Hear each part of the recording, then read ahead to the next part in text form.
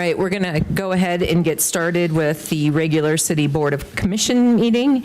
We will start with the Pledge of Allegiance. If you already joined me, let me stand. Hang on.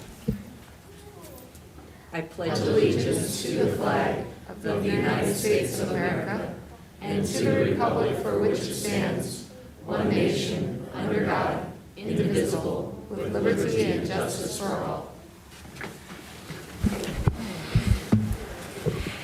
I know that for the millions that are watching online, we have a packed commission chamber tonight, so there's got to be some sort of, I can't put my finger on a special event or something that must be coming up this week, but I bet we can figure it out by the time we're done. Roll call. Benson. Here. Brunick. Here. Hanoff. Here. Minor. Here. Schramm. Here. Villanueva. Present. Weber. Here. Mayor Moser. Here. City Manager Leon. Here. City Attorney Denherter. Here. Moving on in routine business, number 2 is to approve the minutes of the regular meeting of July 4th, 2023. What is your pleasure? So moved. Second. We have a motion and a second. Any commission discussion on the minutes? Anybody in the public?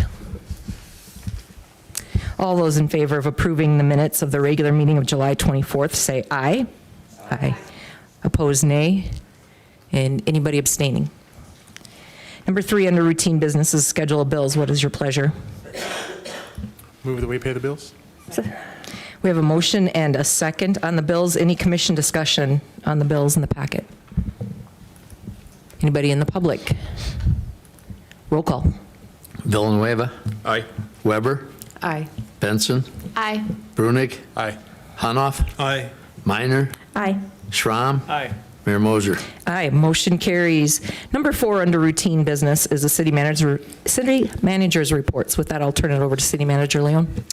Thank you, Honorable Mayor, members of the Commission, and public. Few things to visit with you about and update you on this evening. First of all, Riverboat Days is coming, and I will tell the department heads tomorrow we're having company, so we're doing our best to support Riverboat Days so they can have another fantastic event, and we'll be doing what we can do to, spit polish and get things ready and get ready to welcome everyone to Yankton. So we wish everybody a safe and fun weekend. Along with that, before I see you all again, school will have started. So I don't know how kids feel about that, but I know how I felt about that when I was little, but I just want to remind the public, and I'm sure the Yankton Police Department would echo that, we're not used to kids walking school. We've gone all summer, so make sure you're slowing down in school zones, taking a look for the itty bitties, and also paying attention to the flashers that we have out. Our school resource officers will certainly be helping out, but we just want to make sure that we have a safe start to the school year. So just keep that in mind for everybody as we get closer to the start of school. For the commission and the media's benefit, on September 13th, which is a Wednesday at 2 o'clock, we will be having a dedication of the McVeigh family sundial and reflection area and the Benedictine monasteries, the Sisters of the Benedictine Monasteries Labyrinth Project. There will be a mayoral proclamation, and we'll be inviting the community to attend that. Comments made both by the sisters and by the McVeigh family for their gifts. So hope to see you all there. You'll get an invitation.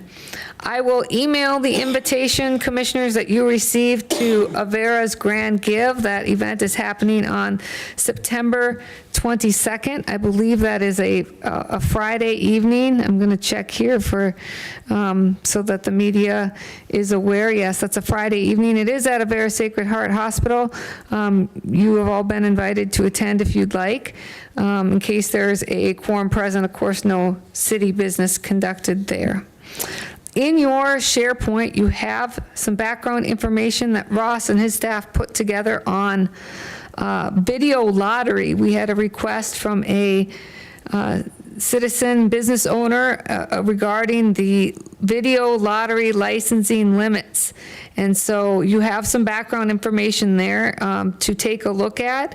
I'm scheduling that for the September work session. I know that's a ways away, but wanted to get that information to you as soon as we had it compiled. So that's was put into your SharePoint today.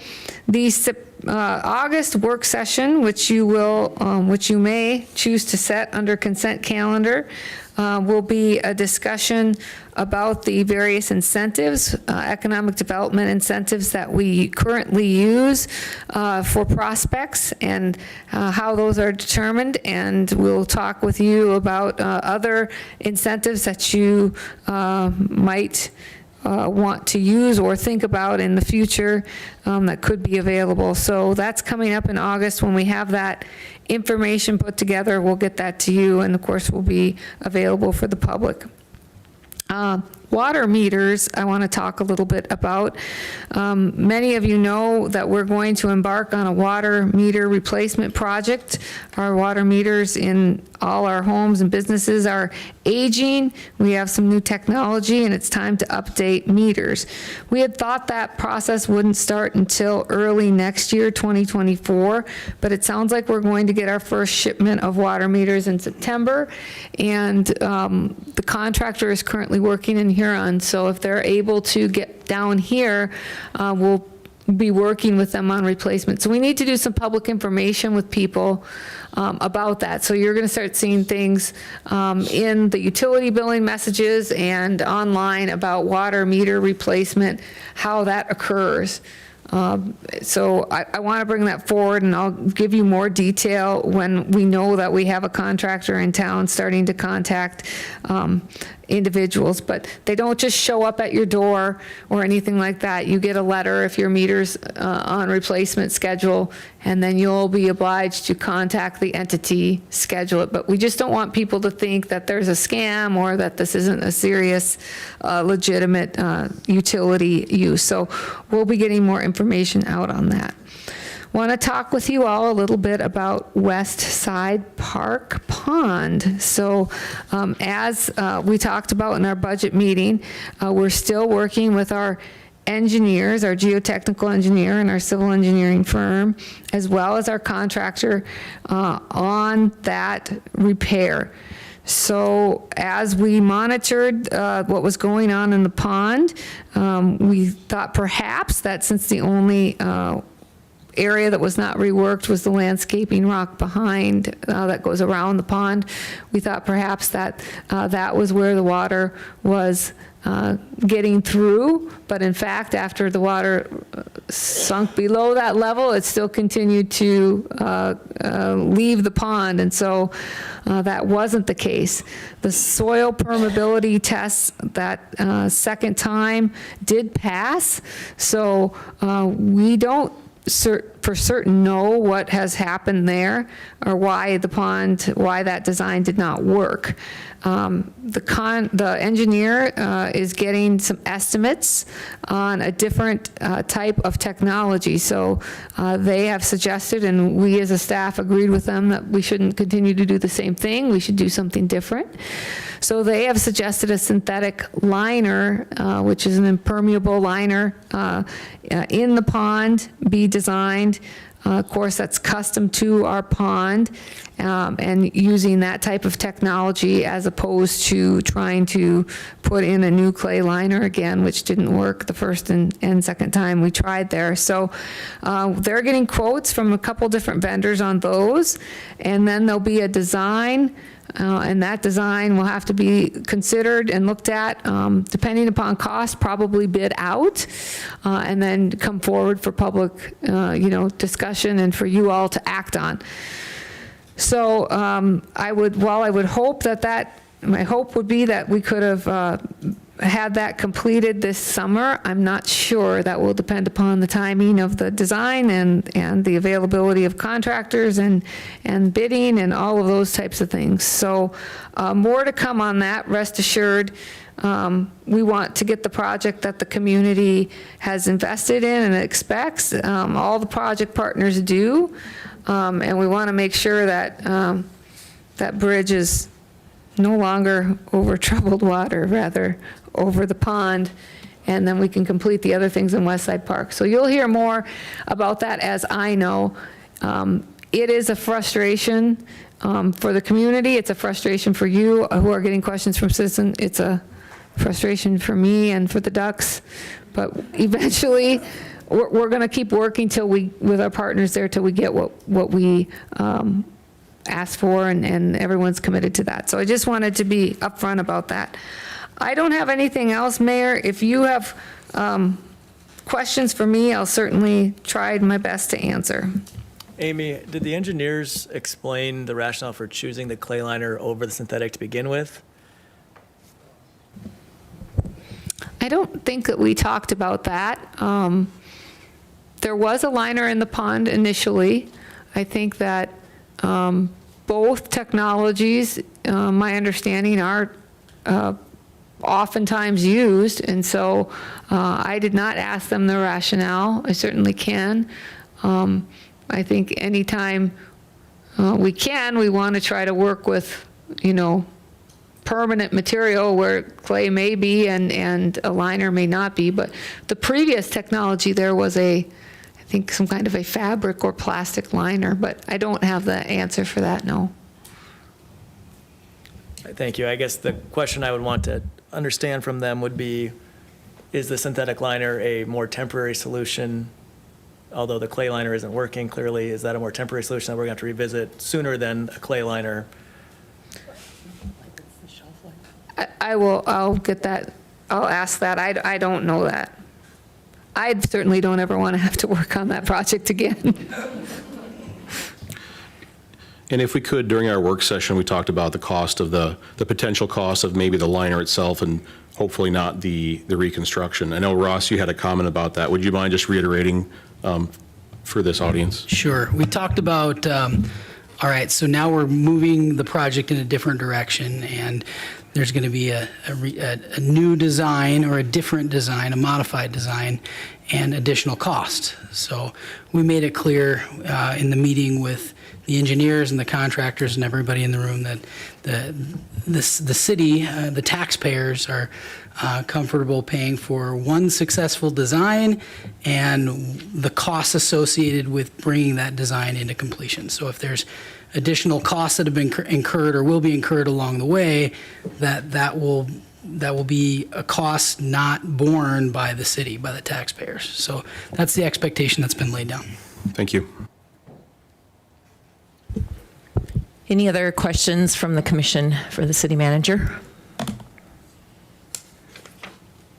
All right, thank you for the updates. All right, under routine business number 5 is public appearances. And before I open it up to the general public as a whole, we do have one special group that we want to recognize tonight. And Amy already gave it away. I was trying to play coy about it. No, I'm just teasing. I think everybody in town knows what's coming up and what we've been all anxious about it. Before I read the proclamation, I want to give a special shout out to this group. Having planned a few small events myself in the community.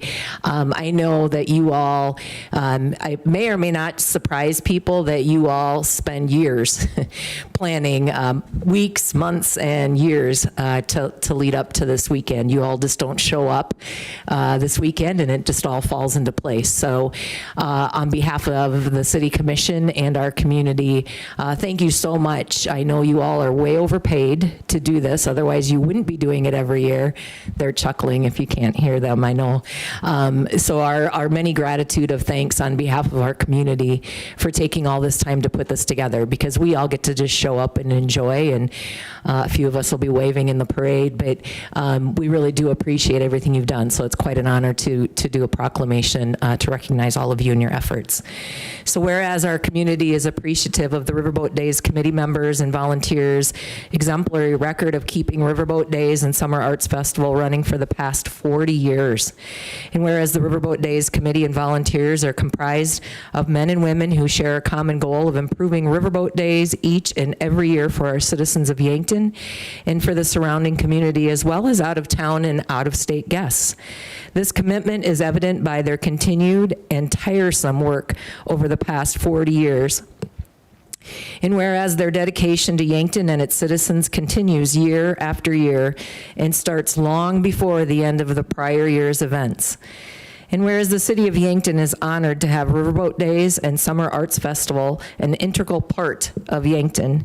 And whereas Riverboat Days and Summer Arts Festival is planning its 40th anniversary for August 18th through the 20th, 2023, now therefore I, Stephanie Mosier, Mayor of Yankton, do hereby proclaim the community's appreciation to the Riverboat Days Committee and volunteers for their hard work, dedication, and superior efforts in making the past 40 years memorable for our community and guests, and we wish them continued success with the future of Riverboat Days celebrations. So, thank you.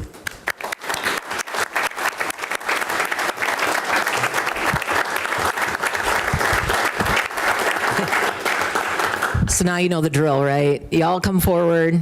We'll get a picture here, and then I'm gonna probably put some pressure on John or Michelle or both to give us some updates and some special things they want to share, and then probably we have a special captain and bell here as well. So I can't imagine Jake's ever been short on words, so might give them a few opportunities to say something as well. So if the Riverboat Days folks, Yankton Arts, Summer Arts Festival folks, if you're all here in the audience, come forward and we'll present the proclamation.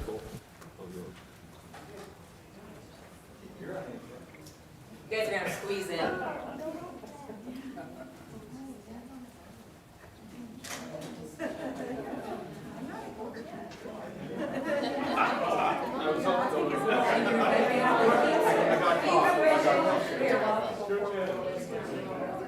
Not getting out of that, Mike.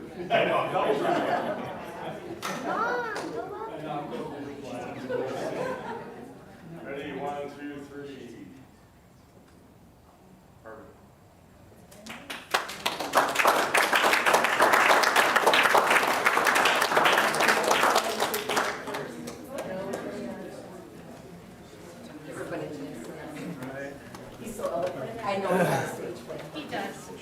I have a note.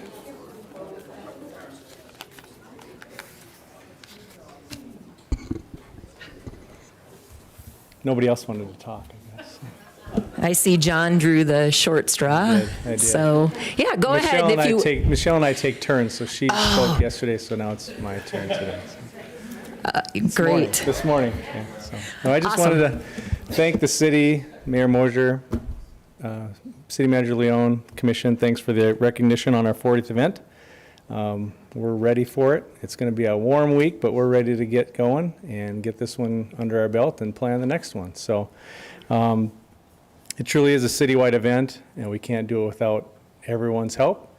And there's people here that help us along the way. I don't know if you all know, but there are other committees that help us. We have Yankton Area Arts, of course, has been our partner since almost day one. I think the first 2 to 3 years are a little murky. No one's for sure when it exactly started, but they've been with us along the way, the whole way, and thank them.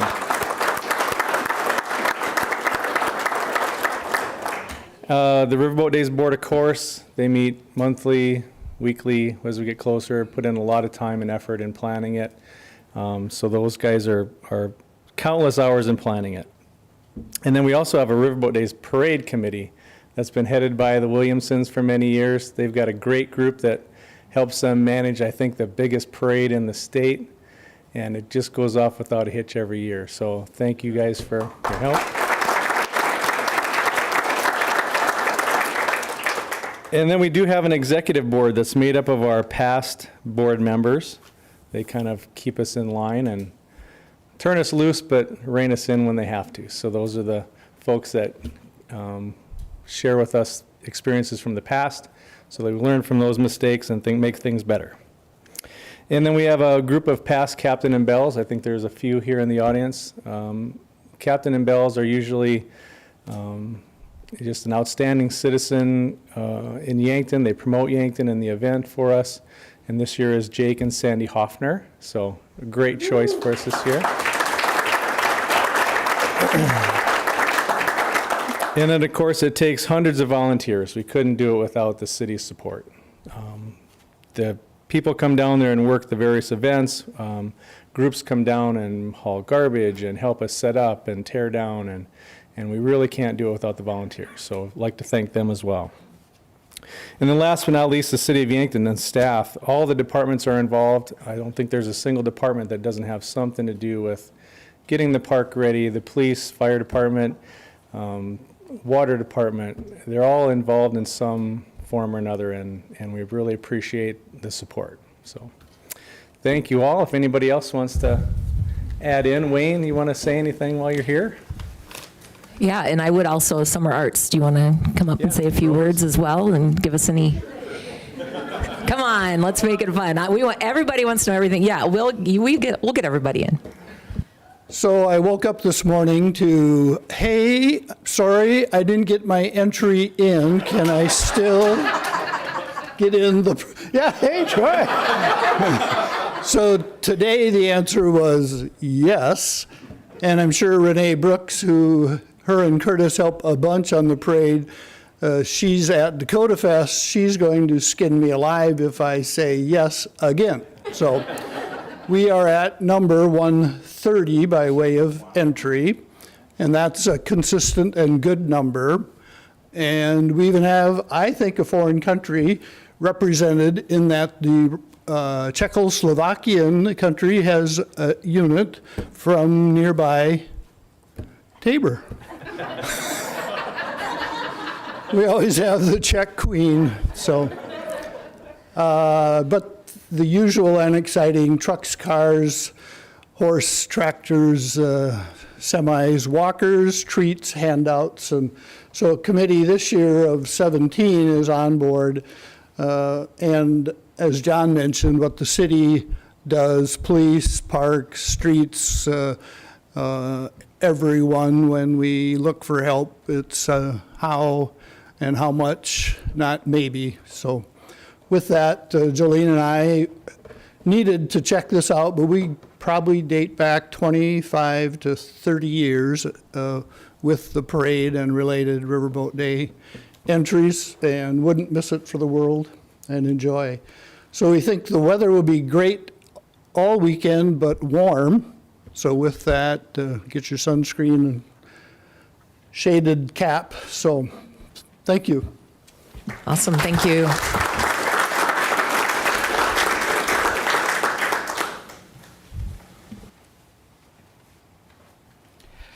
Hi, I'm Rose from Yankton Area Arts. I want to thank the city for this honor tonight, and also we're really excited about this weekend, getting everything ready this week, and we have a lot of new vendors and a lot of past old vendors that have been coming for a long time, so we're excited to see what all the new ones bring and what the old ones bring. So we hope everybody can come out this weekend and enjoy it. If you haven't already checked out the schedule, please do so, because there's lots of fun to be had. So thank you.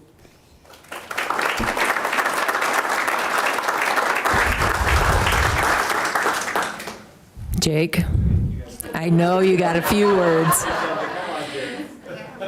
I know you have a few words. It's good to be back. You know, as sitting in that chair for 9 years, being on the Riverboat Days board and seeing this all come together, all I can say is, like I said to another group, is inspiration. You know, we're just so inspired by this community, and we loved it since the day we moved here 35 years ago, and still today have that strong love. And it's all about the city and working together, volunteers, and Riverboat Days is the staple. And we're so excited for this year because it's going to be the biggest and best. That's what John told me anyway. So no, we're still looking for volunteers, because you know what it takes. It takes quite an effort, and thank you again so much. I look back when the city, well, let's face it, you pull out, we're done. The parade pulls out, the arts pulls out, so that's, all these pieces have to go together in order for us to make it such a success. So it's such a team. And thank you again so much. Appreciate it. I have no other stories for you.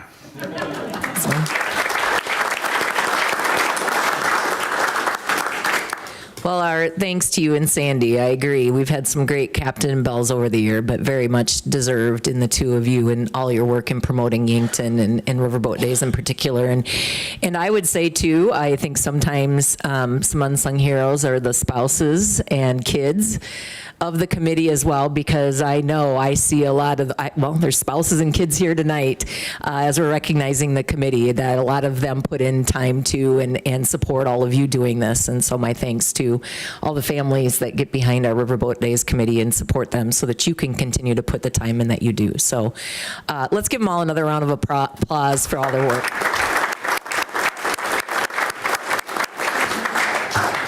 Mayor Mosier, if I could, for 1 second. Yes. I just want to say it's an honor and a privilege to serve with the Riverboat Days Board, the Yankton Area Arts, everybody that's involved. It is inspirational, Jake, to see this group of people and everybody come together as a team to make this grandiose event happen. And through all the blood, sweat, and the tears on that Friday at 6 o'clock, when you see all these smiling and happy families coming to the park for opening ceremony, is when it really hits home that we as a community put this festival together, and we did this. We rolled out the red carpet, and here they are. I do want to say one thing, though. I want to say thank you to Jake again for being a past board member. I also want to say thank you to Randy Oliver, who was a past co-chair, did a fantastic job for so many years. Now we're lucky to have Michelle Termanson as his fill-in, which she's doing a wonderful job. But also Bob Birkeland, who has recently left in the last few years. Just want to recognize them for all of their hard work and dedication as well. So again, it's an honor and a privilege to serve with all of you. Thank you. Awesome. Anybody else on the commission? I guess I don't want to not give anybody a chance. We could do a small poll on what favorite foods and things are to do at Riverboat Days, but I understand, I think you guys have something to set up for, right? I think I heard a bunch of people say we're leaving as soon as this is done. We got stuff to do. So with that, I'm going to give the chance to the Riverboat Days folks to go ahead and sneak out before we continue with the rest of our meeting. Thanks again, you guys. Happy Riverboat Days.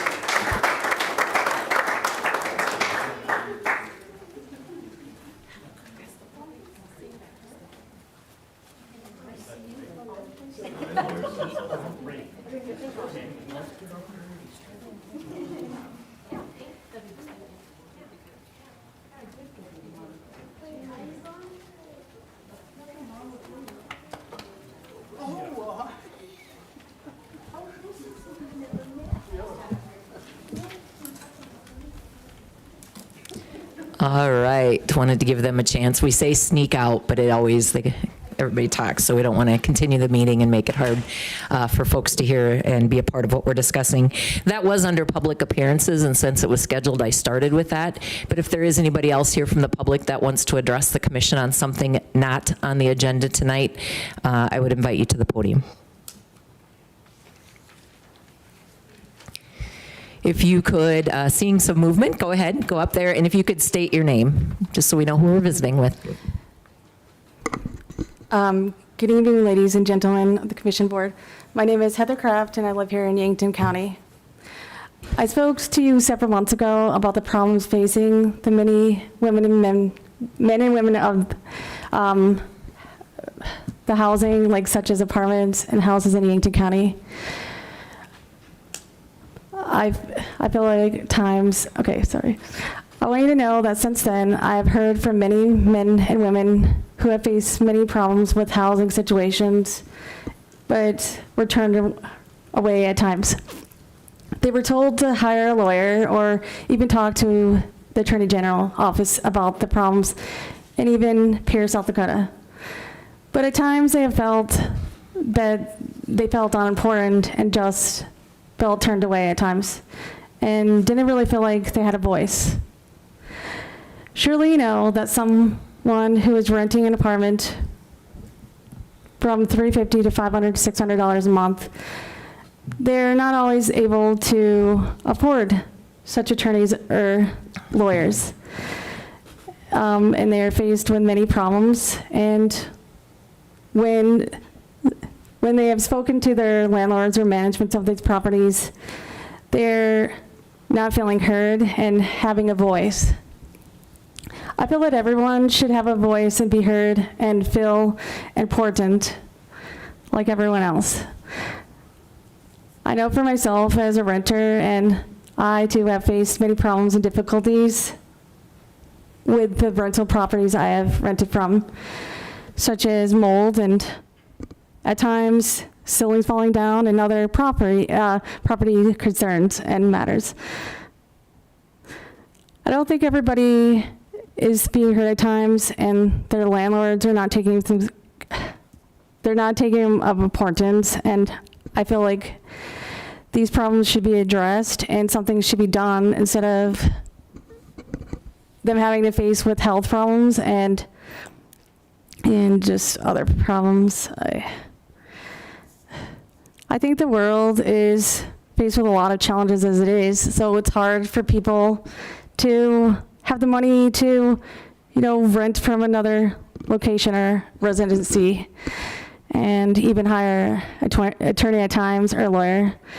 So I believe the world has enough to face, and not always have the money to just up and move when things are falling apart in their place that they thought they could count on and rent from. But it even makes it more difficult and challenging when your landlord or the property management that you're renting from just don't really want to take you serious. They turn you away and say, oh, we'll get around to it, but then it doesn't. And you're faced with many challenges and problems and even health concerns. I think these problems should be addressed and taken serious more often, and that there should be consequences for the landlords and property managements when things are not being addressed or taken serious. I know that 99% of landlords are responsible and fair, but at times we find those who can have those bad apples fall from the tree and not really care, but only about themselves and what money am I making. So I ask that you look out for the people in the Yankton and not turn them away always, but to let them be heard and help them when they're struggling.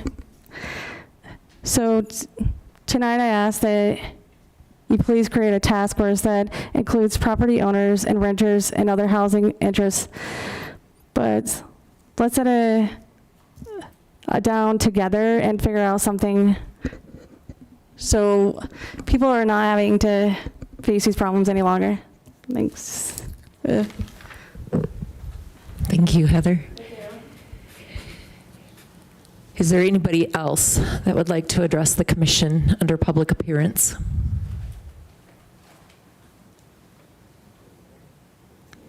All right, seeing no movement, we will move on to the consent agenda.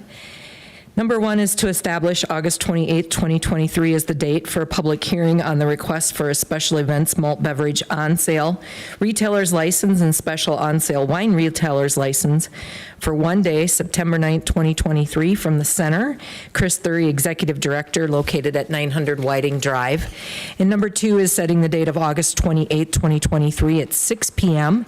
here in the Commission chambers for our next work session of the Yankton City Commission, and that will be on incentivized sales and opportunities for businesses as shared by City Manager Leon. What is the pleasure of the Commission? Move to approve. Second. We have a motion and a second on the consent agenda. All those in favor say aye. Opposed, nay. Anybody abstaining? All right. Moving on to old business. Number 1 is consideration of memorandum 23-144 regarding the request for a special events malt beverage on sale retailer's license and a special on sale wine retailer's license for one day, September 17, 2023 from the Center. Chris Thury, Executive Director, 900 Whiting Drive. What is your pleasure? Move to approve. Second. We have a motion and a second. Any commission discussion? Anybody in the public? Roll call. Weber. Aye. Benson. Aye. Brunig. Aye. Hanoff. Aye. Minor. Aye. Schramm. Aye. Villanueva. Aye. Mayor Moser. Aye, motion carries.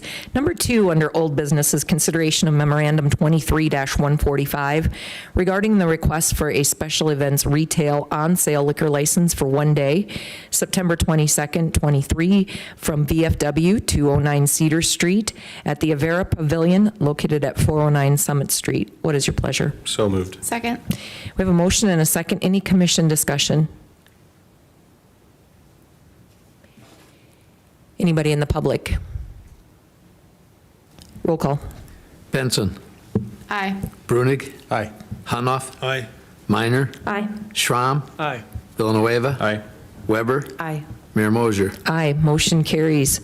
Number 3 is consideration of memorandum 23-146 regarding the request for the transfer of an ownership and location of a retail on-off sale malt beverage and South Dakota farm wine license for June 30th, 2023 to July 1st, 2024 from Mule Train Dave Tungy, President at 901 Broadway Avenue, Suite A, to MG Oil Company doing business as 777 Casino and Liquor, Troy Erickson, President at 901 Broadway Avenue, Suite A. What is your pleasure? Move to approve. Second. We have a motion and a second. Any commission discussion? Anybody in the public? Roll call. Brunig. Aye. Hanoff. Aye. Minor. Aye. Schramm. Aye. Villanueva. Aye. Weber. Aye. Benson. Aye. Mayor Moser. Aye, motion carries. Number 4, under old business, is consideration of memorandum 23-147 regarding the request for a transfer of ownership and location of a retail on-off sale malt beverage and South Dakota farm wine license for June 30th, 2023 to July 1st, 2024 from Cancoda's Dave Tungy, President, 901 Broadway Avenue, Suite B, to MG Oil Company doing business as 777 Casino and Liquor, Troy Erickson, President, 901 Broadway Avenue, Suite B. What is your pleasure? So moved.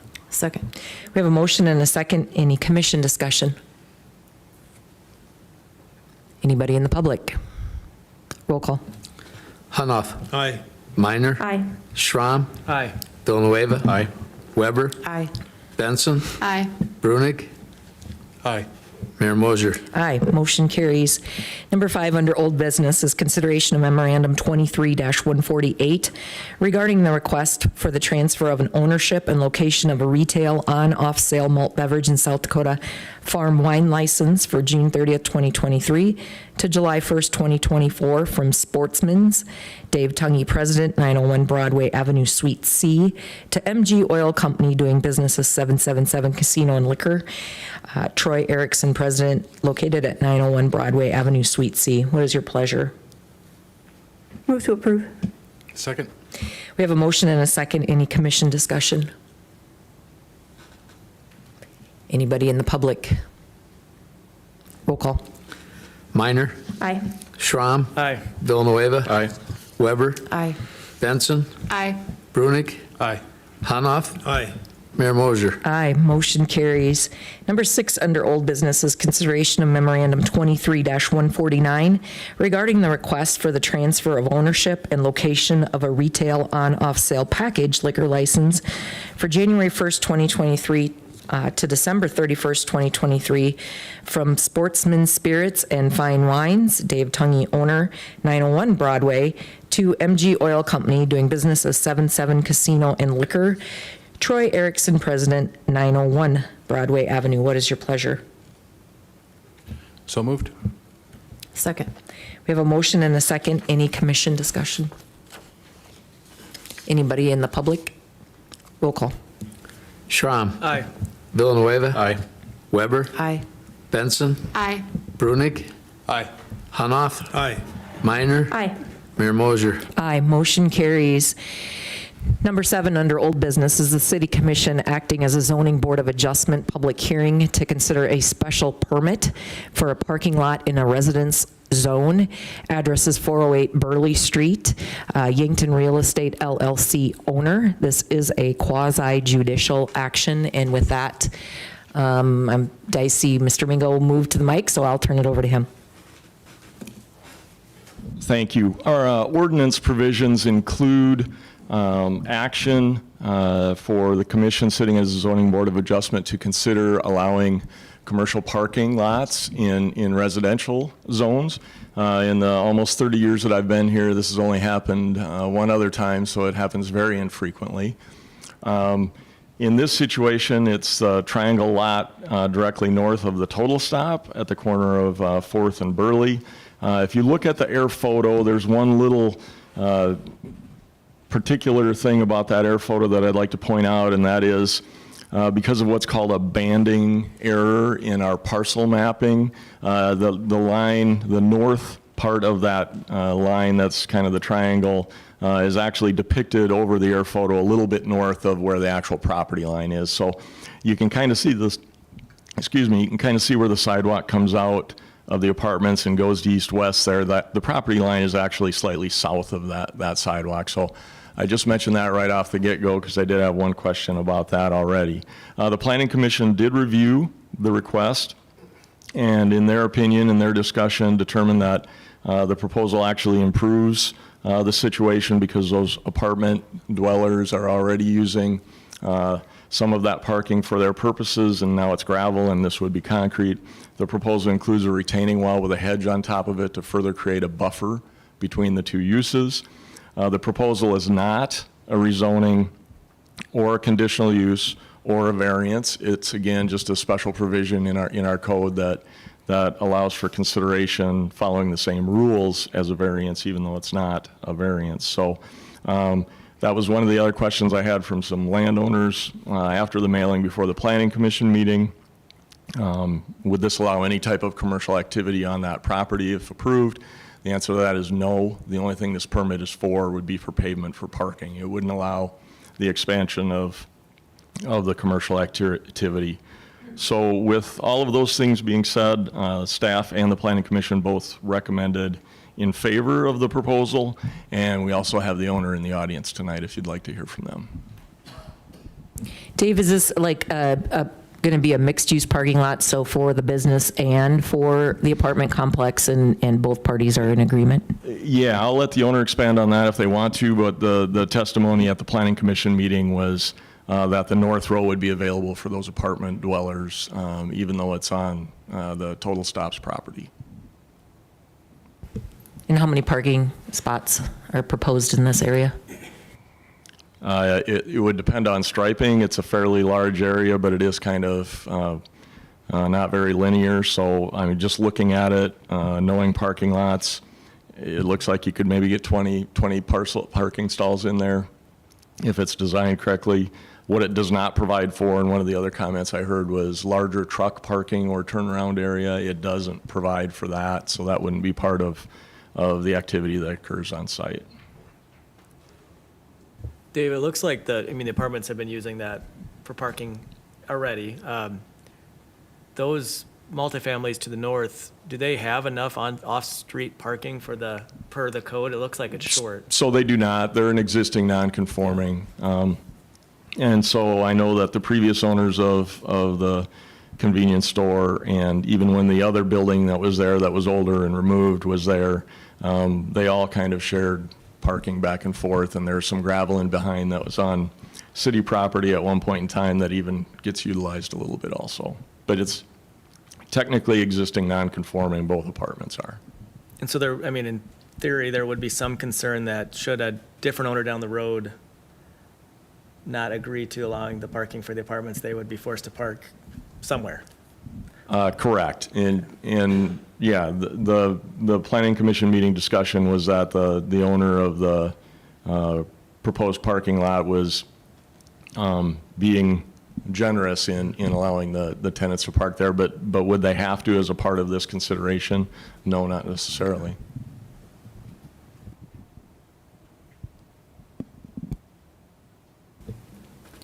Other questions for Dave? To be fair, No? they wouldn't have to now, even if it's gravel and the way it's already designed, so. That's correct. They're not changing anything, really. Yeah, and that, like I said, that was the discussion at the planning commission was, if you could turn the clock back before any of those buildings were built, you'd do the site plan different, but based on where we're at, helps everybody.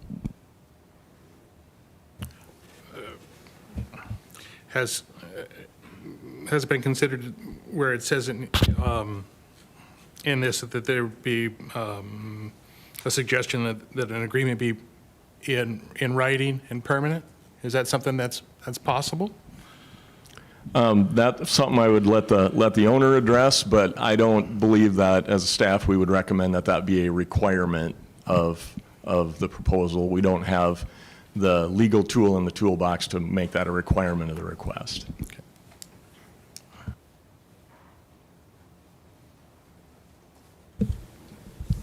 Any other commission questions? If not, what is the pleasure of the commission? Move to approve the special permit request. Second. We have a motion and a second. With that, now that we have a motion brought forward, is there any other questions on behalf of the commission?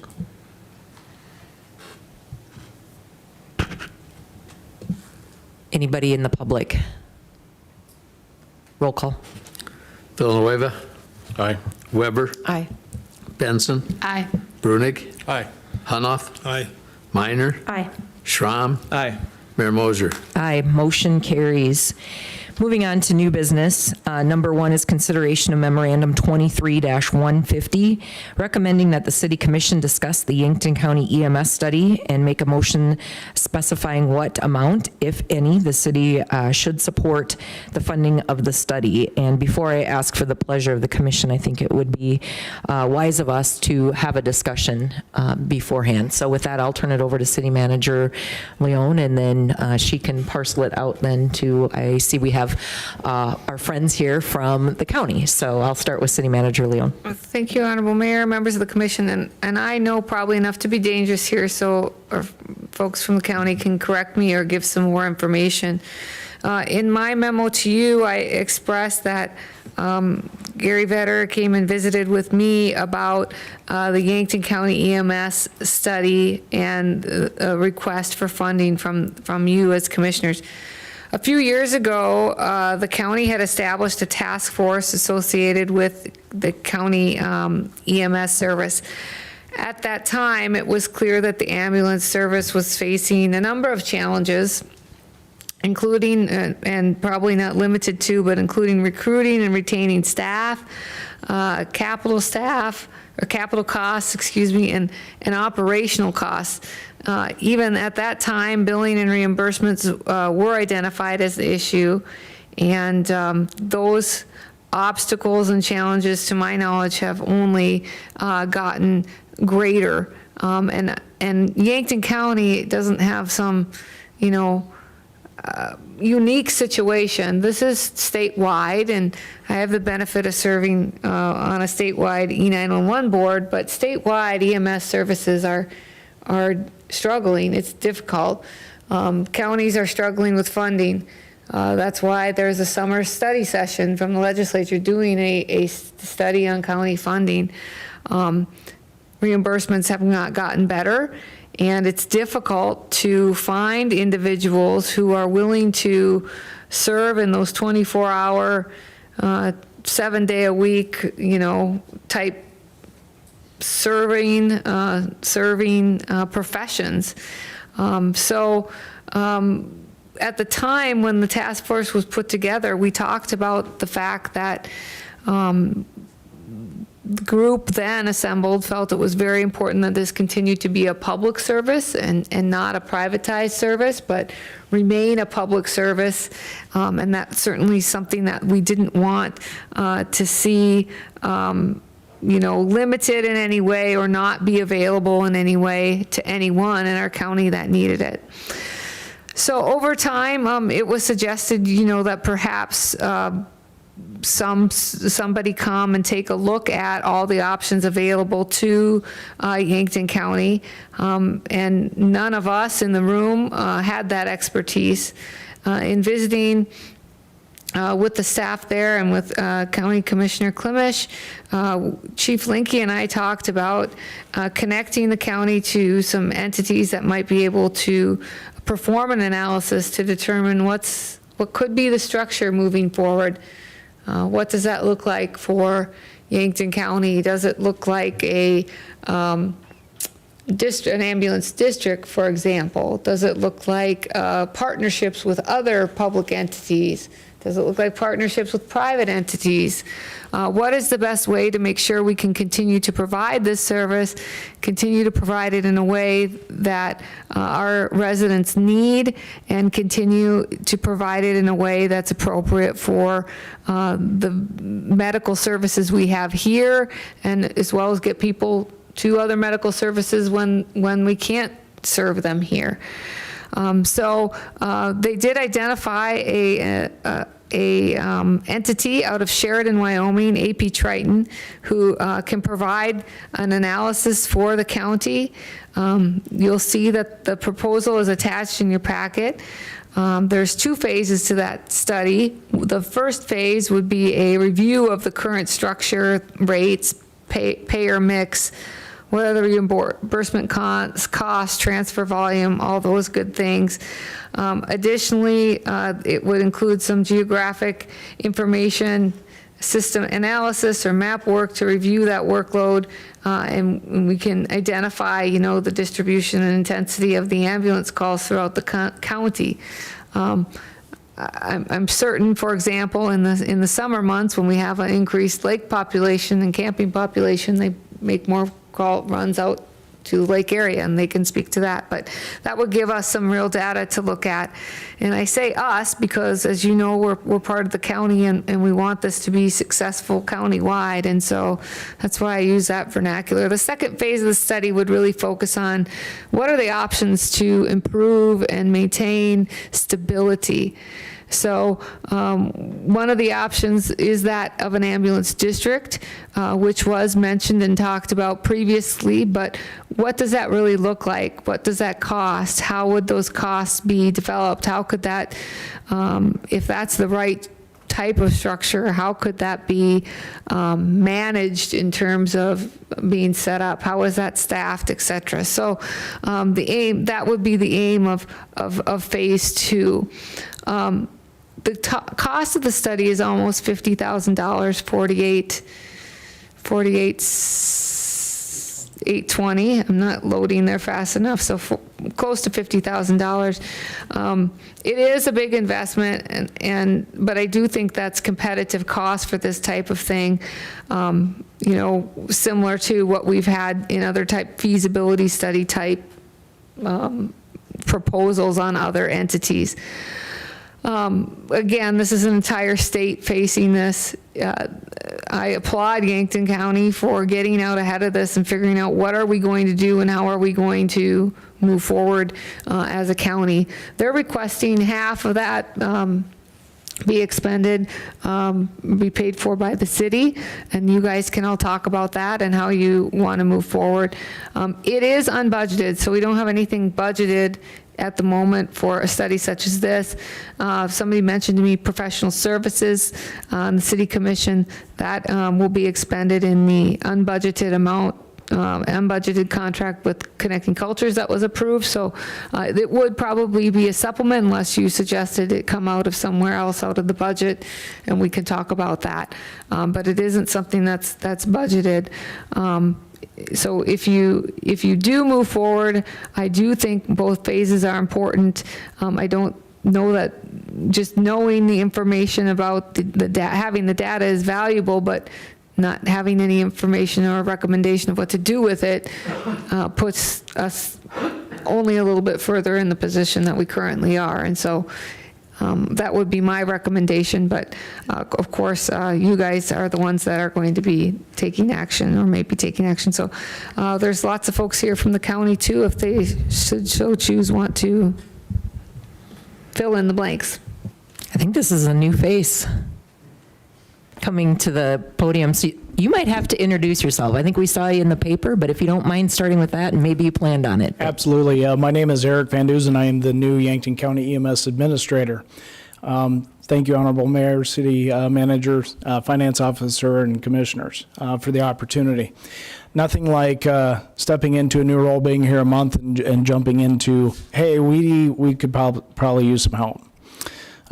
City Manager Leon gave you a really good high oversight of some of the issues that Yankton County EMS has stepped into, and thanks for alluding to the can of worms that I may have stepped into, though I did know some of them coming into this new role. As serving as the state president for the EMS Association in South Dakota for 9 years, I'm well versed in a lot of the agencies that are struggling out there. And with 123 to 124 agencies out there, there's a lot of variability and there's a lot of struggle. Some of them are doing well. One thing I will speak to is Yankton County has always had a really good reputation of being a strong service, but that's on the surface. Underneath, there's been some issues that we've identified. We're in the process of rectifying a few of those issues. However, within the last week or so, there was an article by Craig Sommer about partnerships, and that's why we're here. We want to be able to partner with you folks because it directly affects your community. I pulled numbers as of this morning from January 1st of 2023 till today. At approximately 11:07 and 55 seconds, we're at 1,478 calls. We're on pace for 2,400 calls this year. Now, the city of Yankton for us is split up into 6 zones, and then we have the outlying areas around that. 91.9% of our call volume is within Yankton city limits. So that's why it's very beneficial for you folks to want to partner with us, because it directly affects your community and the impact of the healthcare within it. Now, one of the things that most people don't realize, because most people don't stop to think about an ambulance until they need it. One of the things you may not realize, there is not a state statute anywhere that says your community has to have an ambulance. It states you have to have a fire truck, you have to have the men to run it, and a place to house a fire truck. Nothing to do with EMS. We are not even considered an essential service. And as we were talking earlier today, when the county shuts down for blizzard days in the winter, technically we could do the same thing. We don't operate that way because we're going to cross that line and we're going to answer the call. So this is an opportunity for you to partner with us so we can be transparent with you all, so you can actually see what's going on within Yankton County EMS, and we can show you some of the struggles we're at, as well as educate some of the community on how EMS operates, because most of us just don't stop to think of how we operate. Our doors are open. I welcome any of you to please come down and see the facility, see how many trucks we have, see how we operate, see how we're doing our staffing. We truly have a really good team here. But there's some gaining of ground that we need to work around. And I think this opportunity of this crew coming in is going to help right the ship in a few degrees and get us back on course of where it needs to go. Looking back of 2022, there were a total of 2,249 calls, and 89% of them were within Yankton County city limits. What's that telling me? Our numbers are actually going up. We're on pace for a record year, actually, if we continue at the rate we're going. And the bulk majority of it is affecting the citizens of Yankton directly. It's not necessarily the county. And so the smaller proportion of that is supporting the rest of the county. And yes, the lake area is a component of that, but it's only about 3 to 4% of our call volume right now. But we also see them continuing to grow out there. So it's interesting to see that the call volume is actually growing within city limits. We have 2 different public safety entities here tonight with law enforcement and fire that you guys support. We're just asking for a little bit of support on that as well, so we can be transparent with you.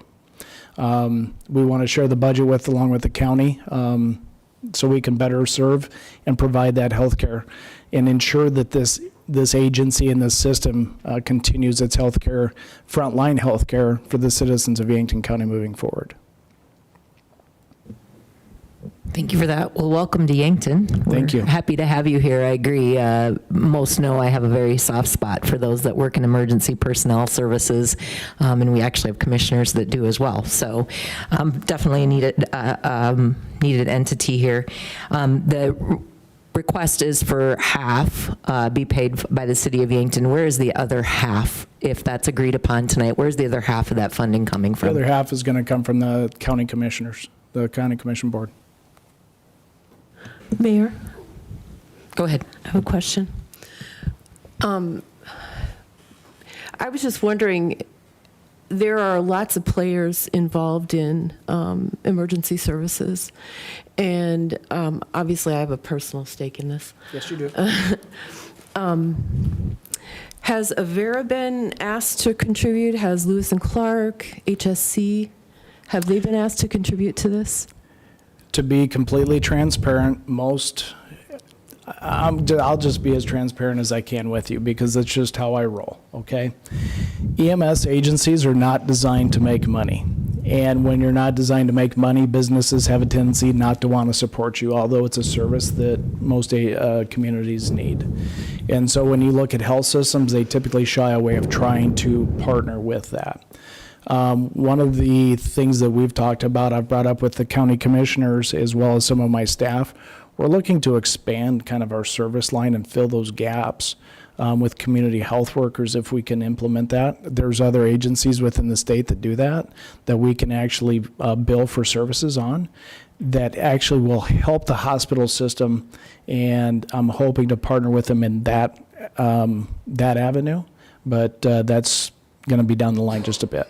So you're saying that partnership goes down the line after the study is done? Yep.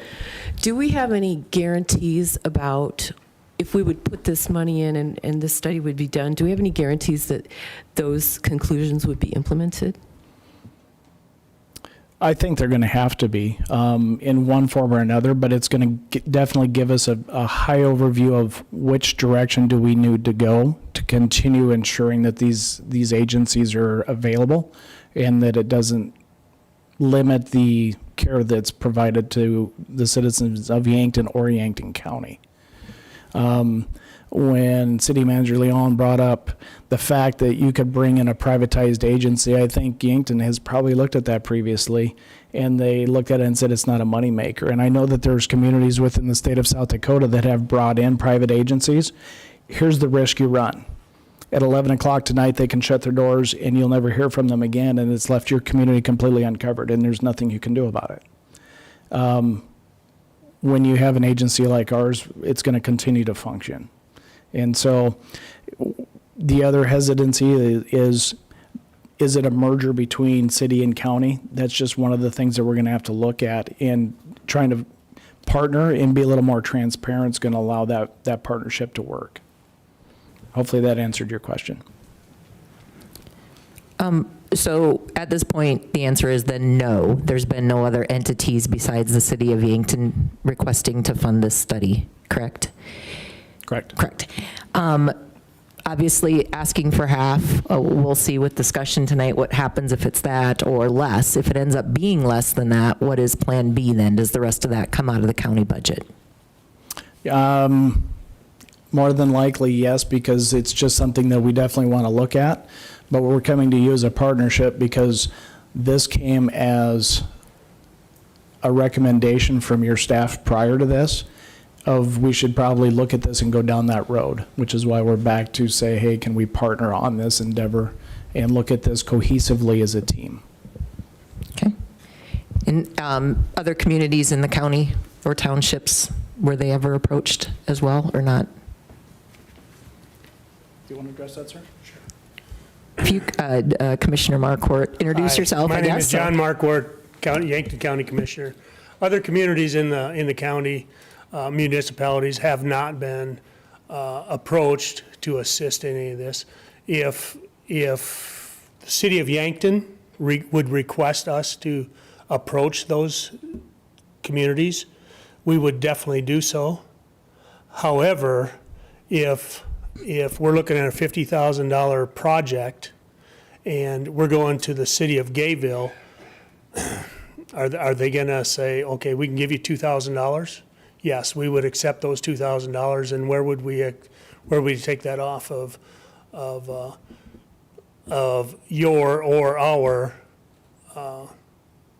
donation to this project? My situation is, and the reason I'm the county liaison to the ambulance service here. And to be honest with you, just as Eric stated earlier, 92% of our calls are within the city limits of Yankton.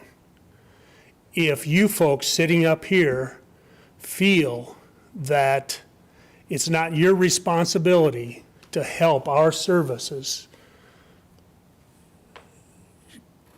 take care of the citizens of Yankton, Yankton County will continue to take care of those citizens.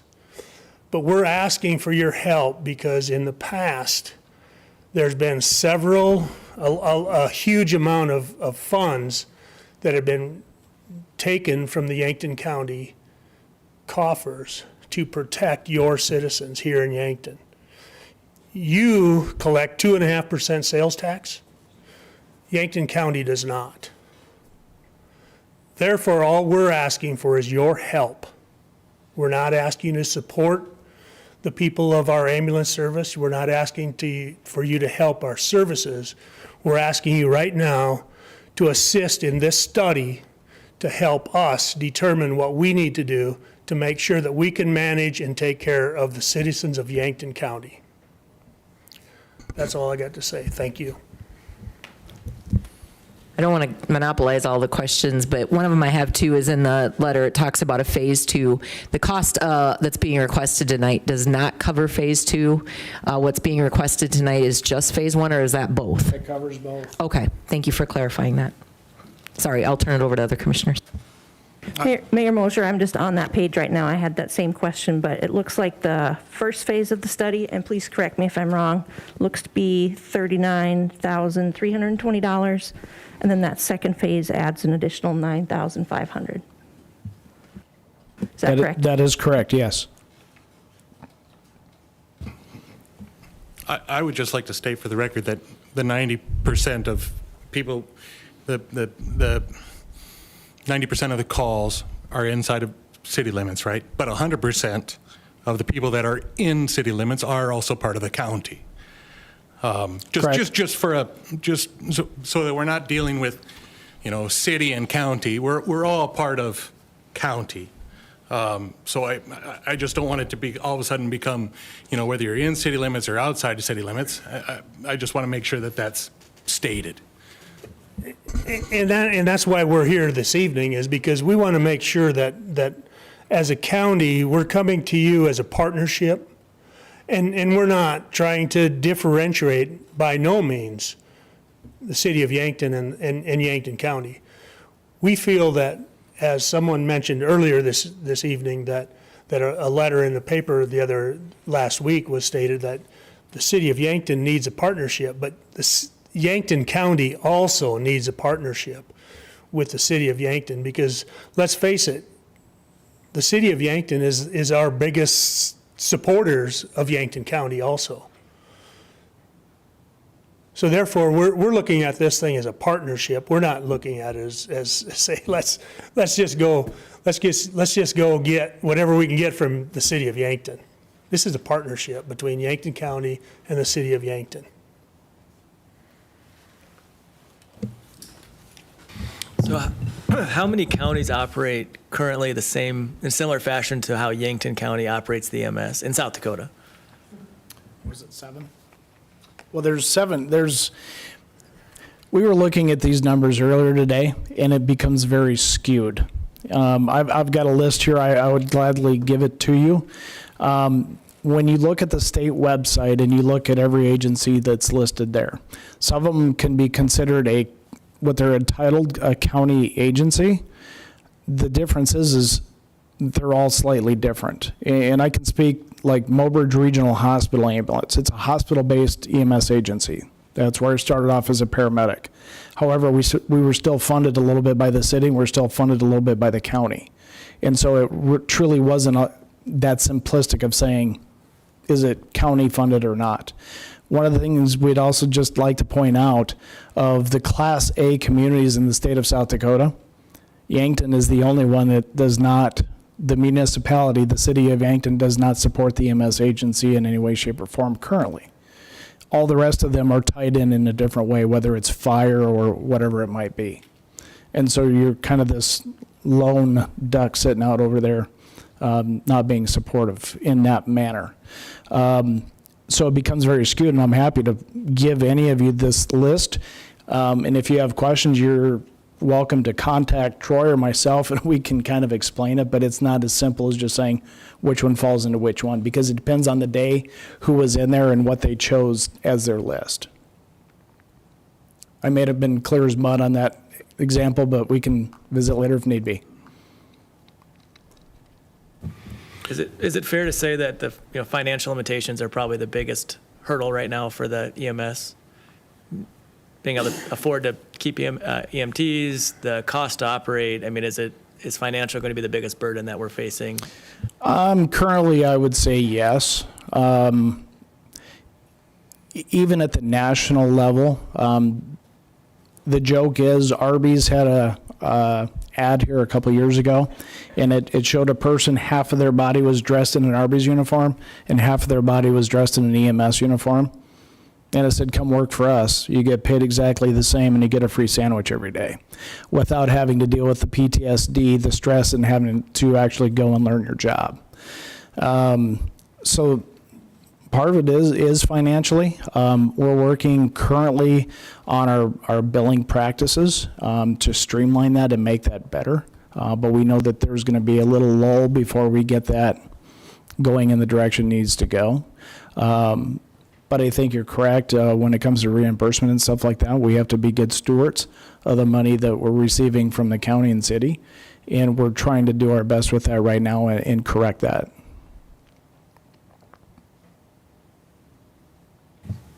Eric, I just want to touch a little bit on your call volume and potentially having a record-breaking year.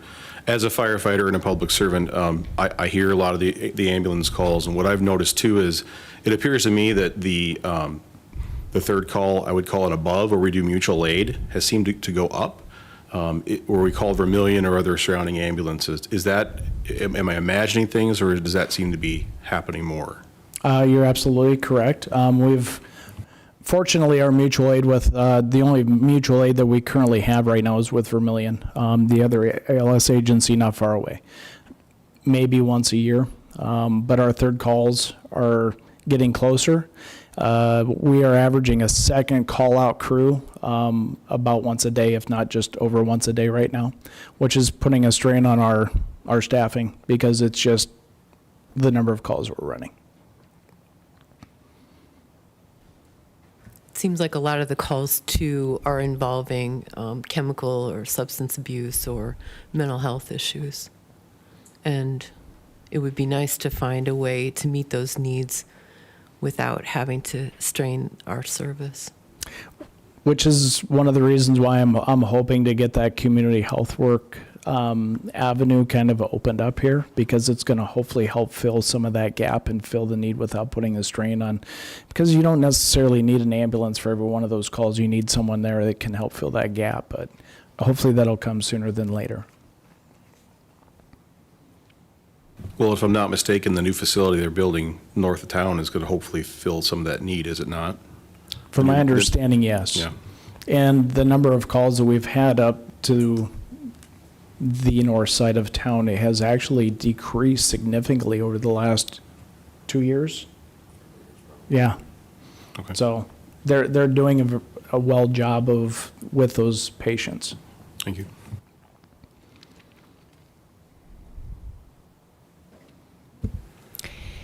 Estimated time in their proposal says about 4 to 5 months. What steps are you taking while they're doing this study to, I feel like the public needs to be involved somehow in this, in the community, in the county, being aware of this. Are you going to wait to do kind of educational components tied to that until you get the study? Have you started talking to entities in the county about this study being done and why and what the outcome may be? I'm just curious what your timeline and what your approach to this besides the study is. What are we doing leading up to that and then after? That's a great question. I might have to turf that one with me being as new as I am. I'm always up for educating communities on what their public service agencies, not just us, but the other ones actually do, because there's a lot of legwork that, I mean, Tim and fire and Monty and law enforcement that they do that people don't understand.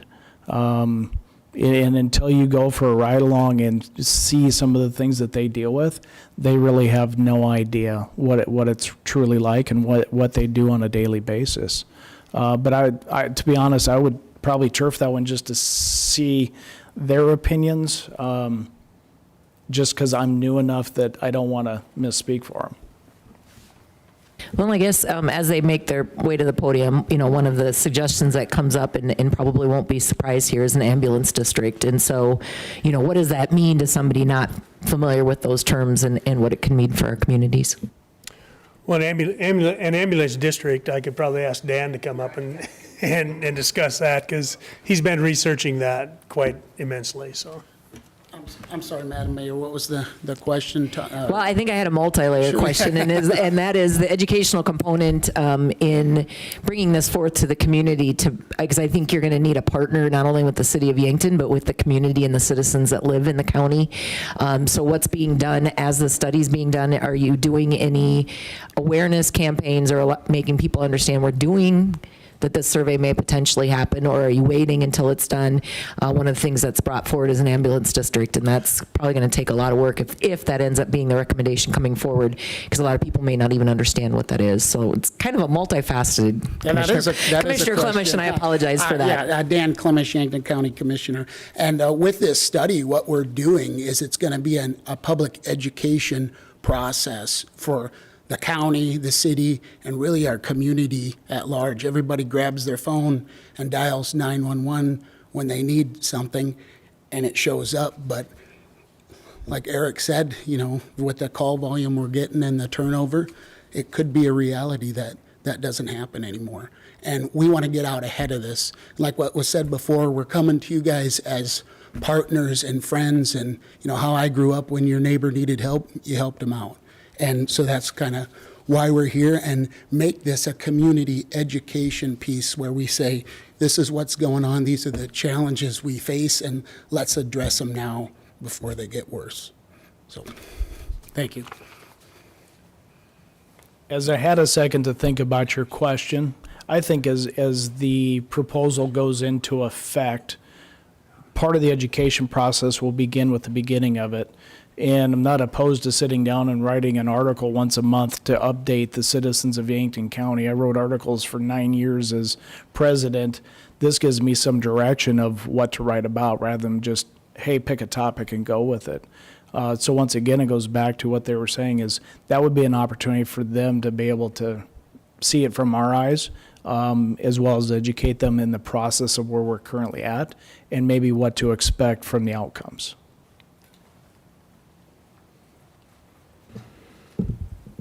If this study does, suggest an ambulance district, which may be a viable option, what does that mean? So a city could opt in or opt out to an ambulance district, is my understanding, and it also could be, essentially, it's a tax levy on your property valuation up to 60 cents per $1,000 of valuation, and so, on a $200,000 house in the city of Yankton, that's about $120 a year that you can end up paying in addition to your property taxes. So there is going to have to be some strong education, because any tax increases we've understood from previous things we've done here is going to be hard to swallow for people. And so I'm hesitant to say that that's the route we should go, but if the study suggests that might be the only viable option for the economic feasibility of the EMS system. So I think education is going to be important. Mr. Schramm, I just want to make one more point that this study is not suggesting or moving towards an ambulance district. The study is going to determine if that is where we need to head, or if Eric can turn this thing around and make it viable for the community of Yankton County and the city of Yankton. The consultant is going to determine whether the district is a viable option, or they may determine that it's not a viable option. So therefore, the reason for the study is not only for determining whether we want to move towards a a district, or whether we want to continue as Yankton County to pursue and continue the ambulance service and the services that we have done for Yankton County for however long that the ambulance service has been available. So therefore, once the consultant determines which direction we need to move in, there will certainly be an educational process to move forward one way or the other. I just wanted to make that clear that at this point in time, we're not definitely looking to go to pursue an ambulance district, because taxes are going to be an issue at that point in time. And I appreciate your explanation. The few people I talked to saw this study as a tool to then have the solution be the district. One way or Right. the other. Right, and that was the inferred implication, and so I was trying to educate them that this is just a study. But so that's maybe some of the resistance you're going to run into from the public. Just throwing that out Okay, there. so that, I just wanted to make that clear, that it may be an end result, but it's not our function at this point in time.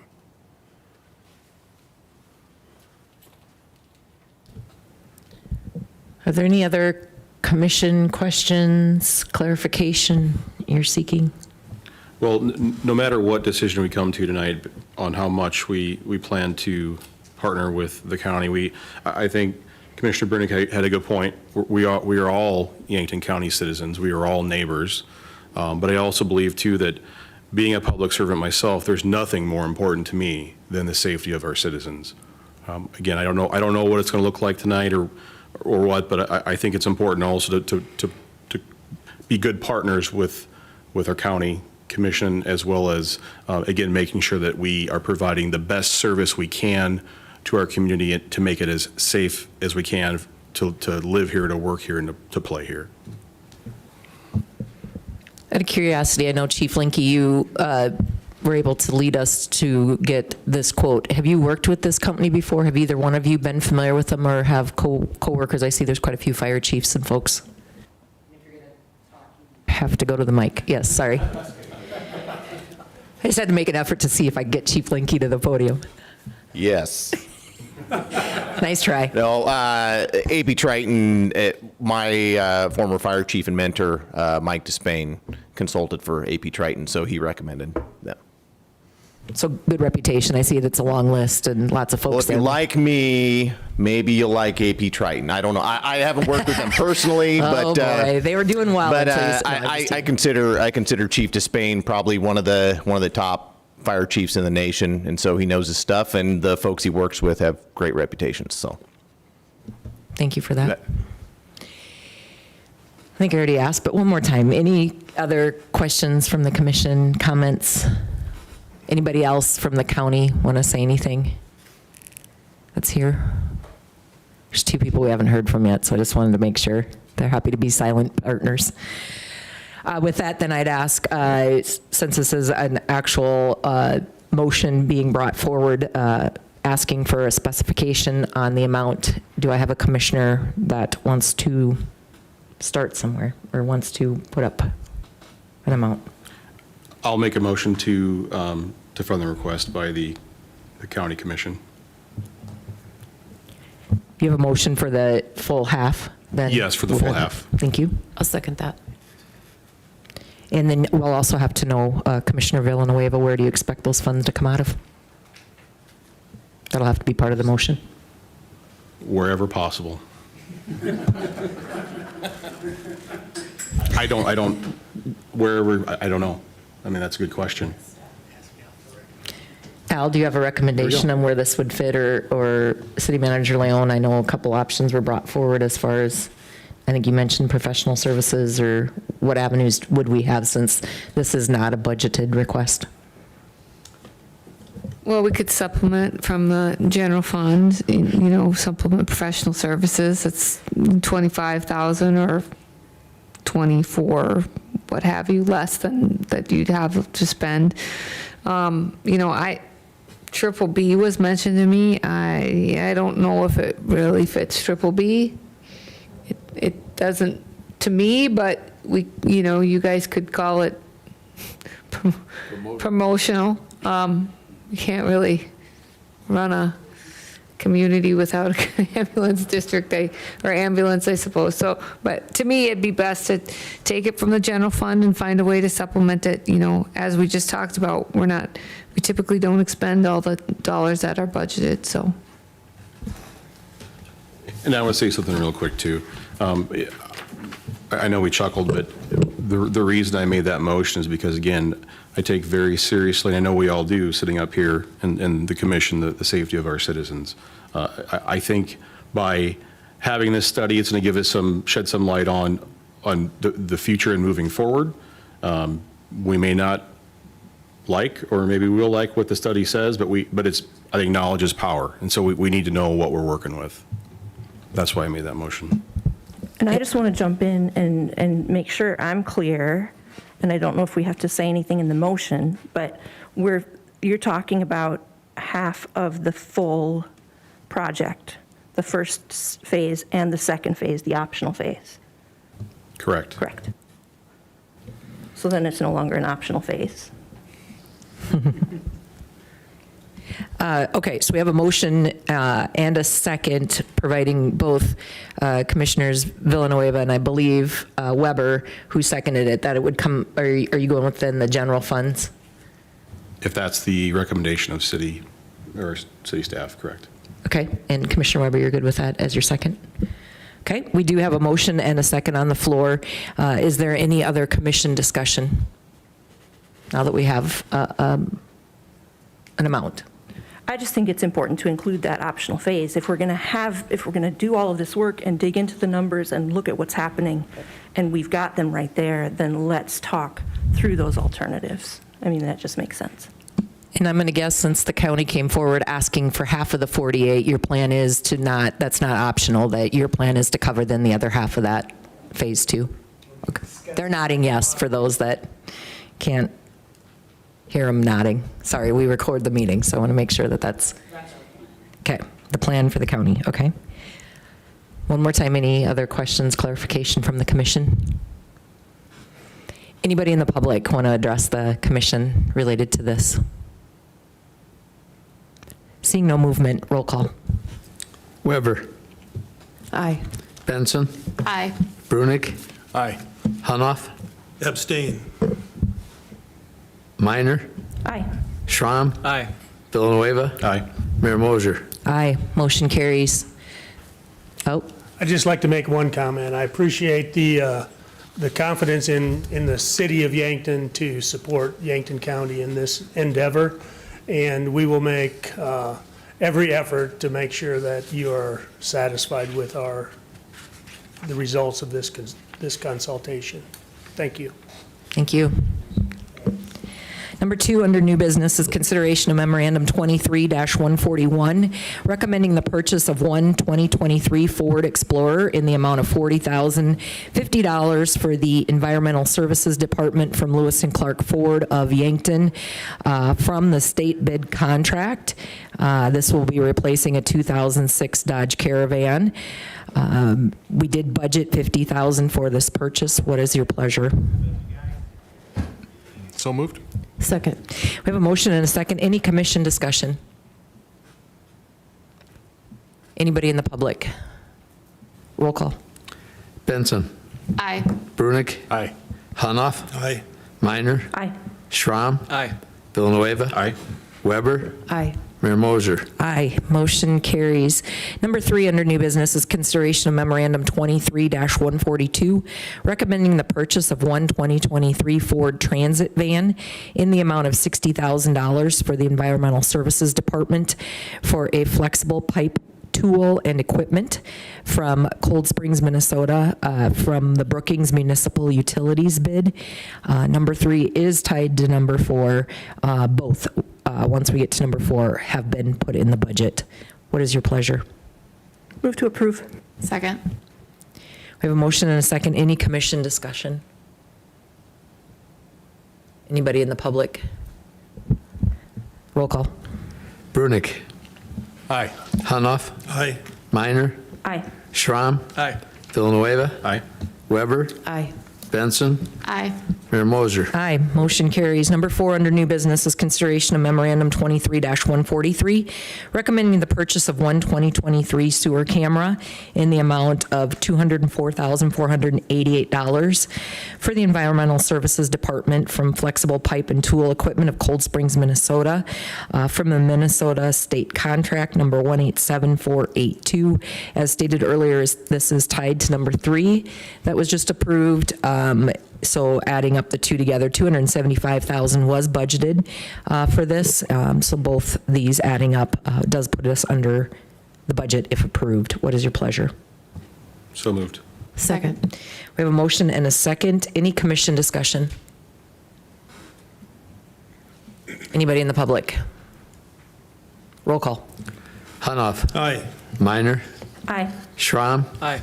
Villanueva. Aye. Weber. Aye. Benson. Aye. Brunick. Aye. Mayor Moser. Aye, motion carries.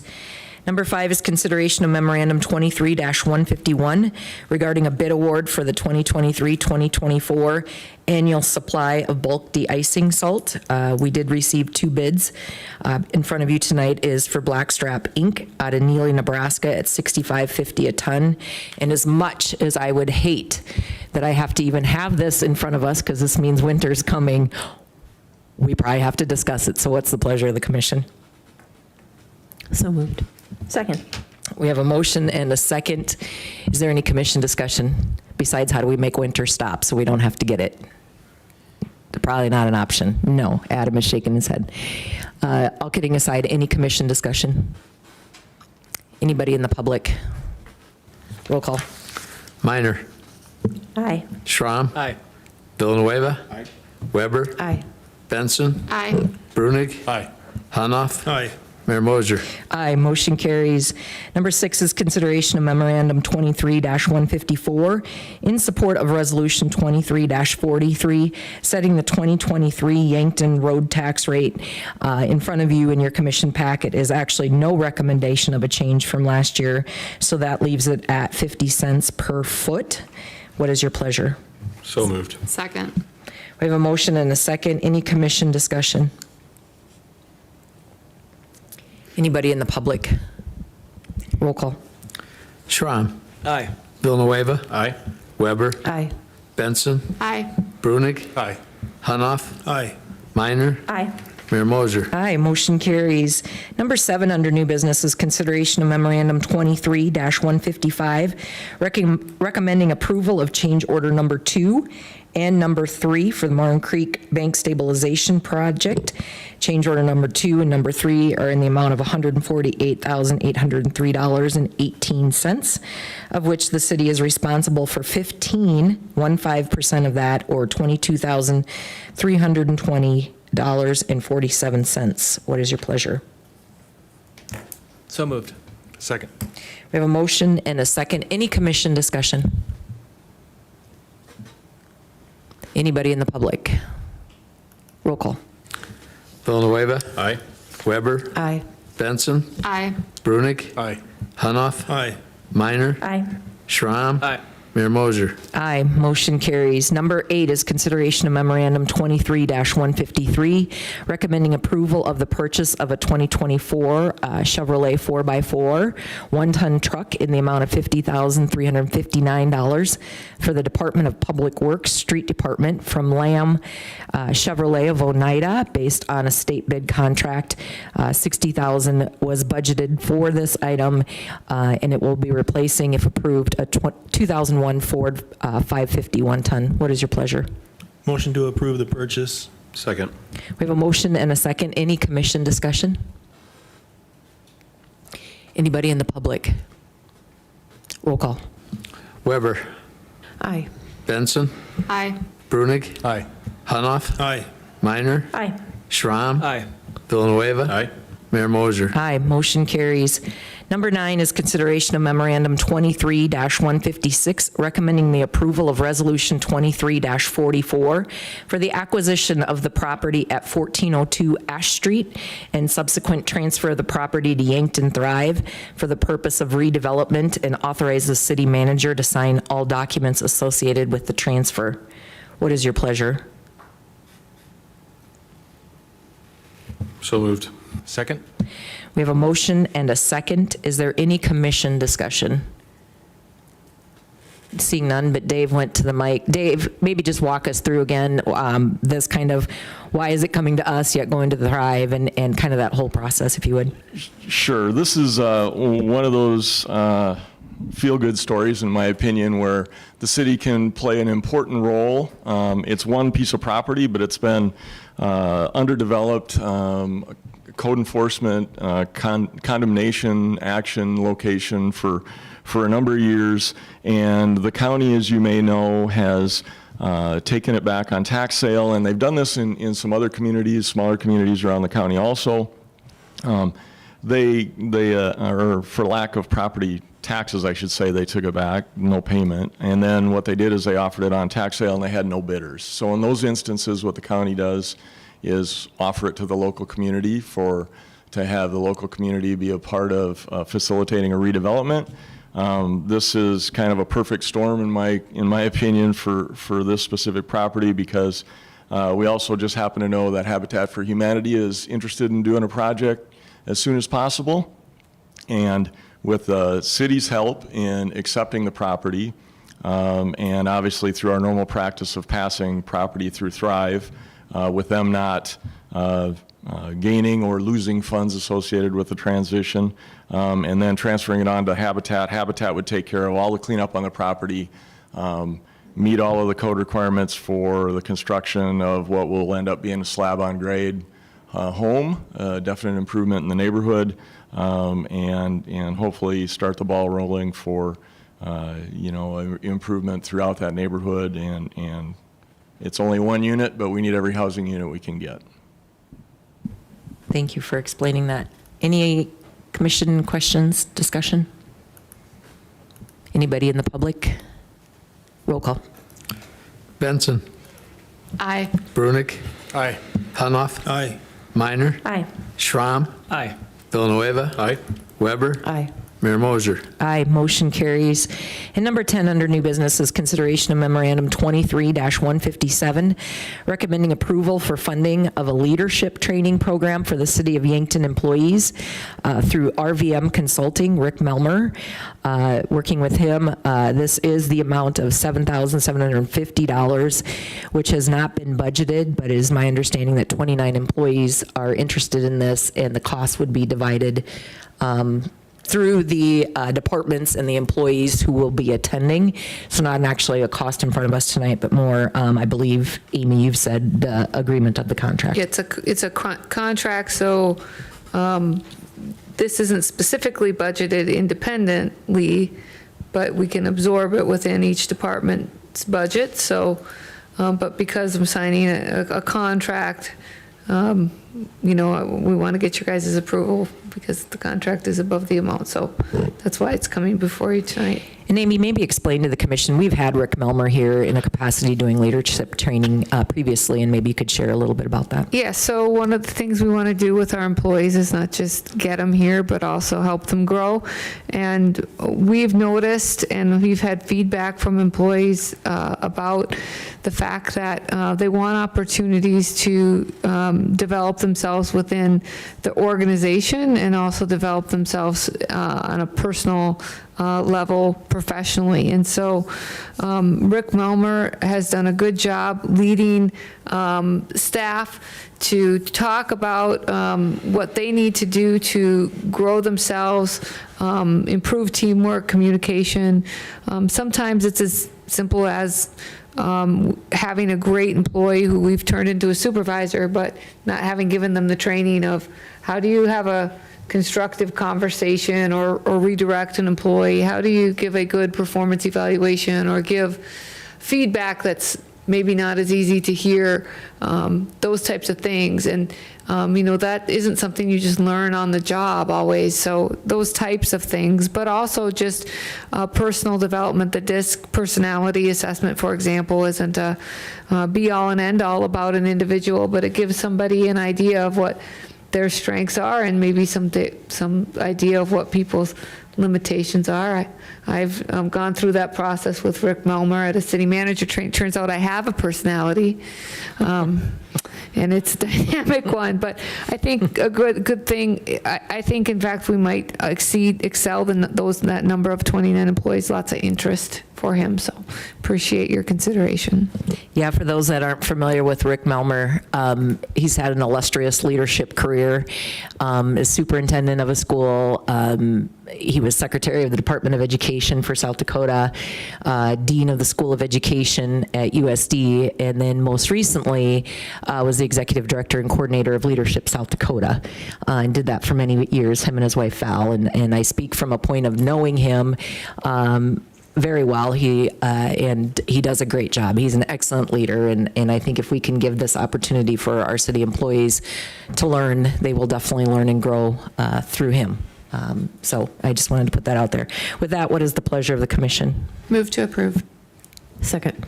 We have a motion and a second. Any commission discussion, questions? I did have a quick question. It says, so 25 to 30 participants. I hope that if there's an open spot that we find somebody to plug in there. At least we There's people that have had the training before or similar training before, but will fill the spots, and we might need to talk about expanding his contract if we have too much interest. So. Great, thanks. Great question. Any other commission discussion? Anybody in the public? Roll call. Brunick. Aye. Hunoff. Aye. Minor. Aye. Schramm. Aye. Villanueva. Aye. Weber. Aye. Benson. Aye. Mayor Moser. Aye, motion carries, and thank you, Brittany, for bringing that forward and coordinating that for our employees. I think anytime we can do professional development is always good, so I appreciate that. There is no other business in front of the City Commission tonight, so with that, I would ask for a motion to adjourn into executive session to discuss personnel matters under SDCL 1-25-2. So moved. Second. We have a motion and a second. All those in favor say aye. Aye. Opposed, nay. And anybody abstaining? All right, we are adjourned into executive session.